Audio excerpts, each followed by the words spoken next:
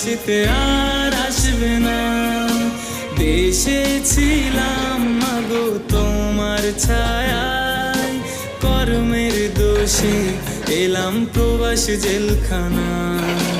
দেশে ছিলাম মাগো তোমার ছায়ায়, কর্মের দোষে এলাম প্রবাসী জেলখানা। আর সহে না মাগো জামিন করো না, তোমার ছেলে প্রবাসীতে আর আসবে না। আর সহে না মাগো জামিন করো না, তোমার ছেলে প্রবাসীতে